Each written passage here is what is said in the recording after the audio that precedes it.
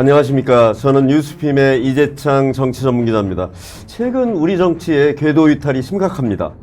대화와 타협은 실종됐습니다. 가짜뉴스가 판칩니다. 그리고 팬덤 정치가 횡행합니다. 이 대화와 타협을 해야 될 여야는 그런 정신을 망각하고 진영 대결, 극단적인 대결 정치로 치닫고 있습니다. 그러면서 이념, 세대 갈등이 심각합니다. 이 정치 양극화가 심각해지면서 대한민국의 민주주의 발전을 가로막는 이런 상황이 됐습니다. 이 출구가 안 보입니다. 그래서 뉴스핌이 바로 국가 발전의 리스크가 된 정치 양극화 어떻게 풀 것인가 이런 특별 기획을 준비한 배경이 바로 그런 것입니다. 중진 의원 두 분 모시고 그 문제에 대해서 고견을 들어보려고 이 시간 준비했습니다. 김영배 민주당 의원님 나와주셨습니다. 네, 안녕하세요. 김영배입니다. 송석준 우리 국민의힘 의원 나와주셨습니다. 네. 이렇게 바쁘신 안녕하세요. 와중에 시간 내주셔서 감사합니다. 예, 고맙습니다. 고맙습니다. 유튜브를 중심으로 한 가짜뉴스 문제 한번 다뤄봤으면 좋을 것 같아요. 사실 이거 엄청나게 심각해요. 네. 사실이 아닌 걸 선정적으로 뭐 이렇게 보도를 하거나 네. 그리고 이제 극단적으로 보도를 하거나 이게 뭐 그게 이제 자기들 수익하고 관련되다 보니까 뭔가 좀 검열이라는 게 없잖아요, 이건. 그 막무가내로 그 지도자분들이 그런 쪽에 또 휘둘리는 이런 양상까지 있어서 이제 더 심각한 것 같은데요. 이 가짜뉴스 한번 짧게 한번 다뤄보죠. 공론장이 매우 중요하고 그렇기 때문에 언론의 기능을 중요시하고 언론 자유를 민주주의의 가장 기본 척도 중에 하나로 보지 않습니까? 특정 언론들이 그런 공적인 기능을 포기하고 하나의 정치인처럼 하나의 경제인처럼 어떤 특정 집단을 대변해가지고 그런 경우로 저희들이 문제가 있다고 보통 지적을 많이 하지 않습니까? 똑같이 유튜브라는 공간에서 자유롭다고 해서 특정 집단이나 특정 개인이나 이걸 위해서 혹은 그걸 반대해서 이 가짜뉴스를 생산한다거나 이제 자유시장이라고 하는 그 취지에 벗어나는 그런 이제 소위 범죄적 행위들을 하면서 사람들에게 이제 잘못된 인식을 심어줘가지고 결과적으로는 공정한 시장 질서가 아니라 공정한 토론이 아니라 결과적으로는 편향된 결과를 가져오는 이게 지금 이제 아까 유튜브가 소위 이제 문제가 된다고 하는 그런 이제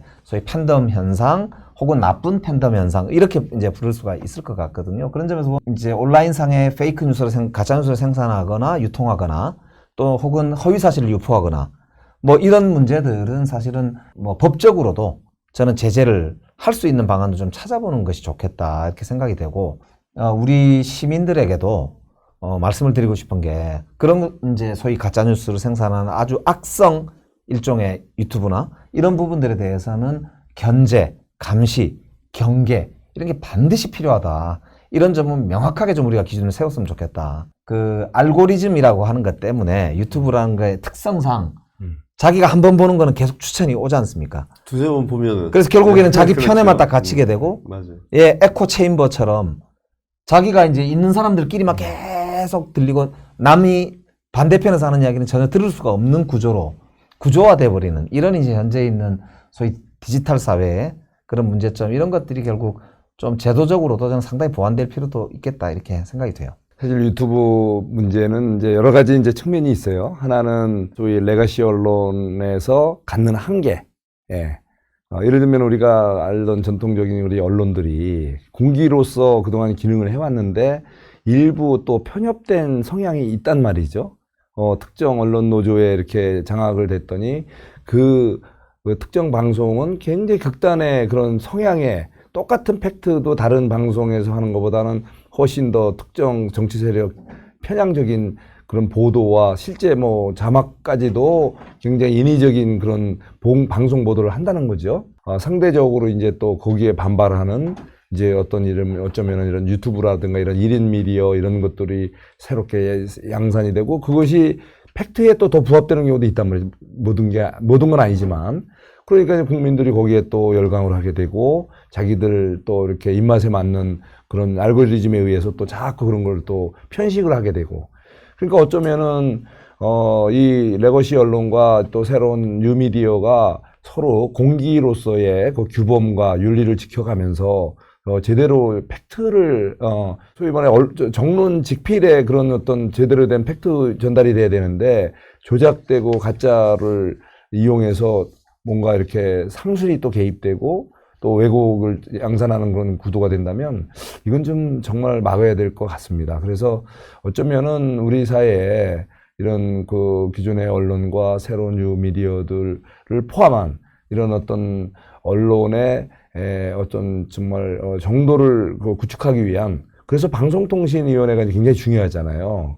그런데 이게 또 지난 정부 때부터 지금 굉장히 그 위원장 임명 과정에서 많은 갈등이 있고 심지어 지난번에 방송 3법과 같이 막 이게 어떤 같이 대화 타협을 통해서 이렇게 서로 견제와 균형이 보장되는 그런 방식으로 가야 되는데 힘의 논리에 의해서 이게 소위 방송사 뭐 이런 그 지배 구조가 이렇게 결정이 된다면 이제 계속 불신이 커지고 그러면 또 자꾸 반대로 이렇게 또 유튜브 방송에 좀 거기에 대항하기 위한 또 새로운 문화가 형성되고 이거는 우리 사회를 자꾸 혼란시키고 퇴행화시킬 수 있다는 좀 걱정이 있거든요. 그래서 방송통신위원회가 공정하게 레거시 언론이든 새로운 뉴미디어든 공정하게 이분들이 정상적인 팩트를 국민들에게 전달해서 정치 현상이 좀 이렇게 좀 세련되게 나아갔으면 하는 바람을 갖고 있습니다. 기존에는 뉴미디어가 발전하면서 레거시 언론이 이제는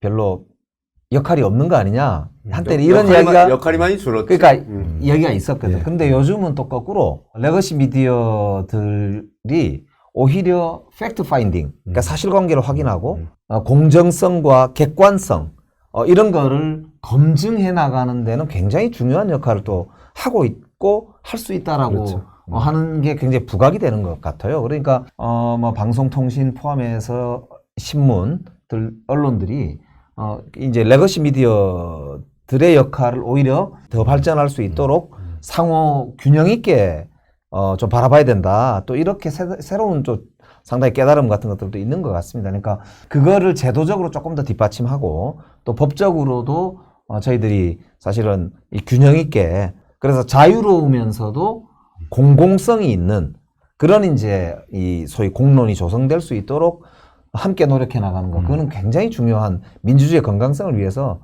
제일 중요한 문제 중에 하나 같습니다. 예. 처벌 조항을 좀 두고 해서 뭔가 좀 걸르는 장치를 제도적으로 만드는 게 좋지 않느냐 뭐 이런 논의가 있다가 조금 뭐 접은 것 같아요.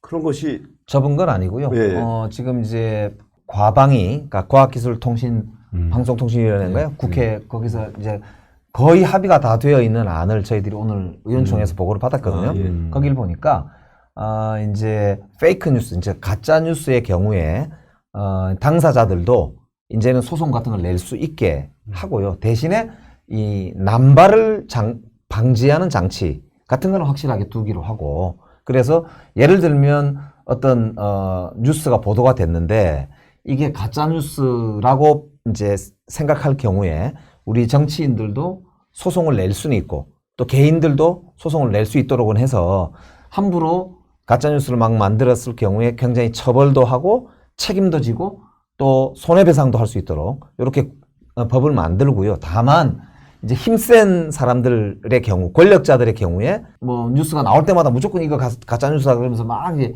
소송을 남발할 수도 있잖아요. 그래서 오히려 소송을 자기 방어의 무기로 쓰는 이런 거는 이제 방지하기 위해서 만약에 그게 가짜 뉴스가 아닐 경우에는 이 소송을 제기했던 쪽이 오히려 소송의 비용을 다 물도록 하고 손해배상도 거꾸로 그쪽에 해줘야 되는 이런 식으로 이제 구조를 짜가지고 이 가짜뉴스일 경우는 확실하게 가짜뉴스를 처벌할 수 있도록 이런 식으로 이제 법은 짜는 것 같습니다. 그러니까 충분하게 우리가 제도를 좀 만들어서 정착시킬 수 있는 그런 계기가 됐으면 좋겠습니다. 근데 이런 과정이 내부적으로는 잘 이렇게 됐을지 몰라도 이제 많은 또 국민들이 걱정하는 것이 거대화된 그 언론이 아닌 이런 약자의 이런 유튜버들이라든가 이 언론 입장에서는 힘의 논리가 점점 강해진다 이거죠. 그러니까 가장 공정한 방식의 감시 장치가 필요하고 어떤 이렇게 처벌을 한다 하는 경우에도 판단을 어떤 특정 정치 세력이 아닌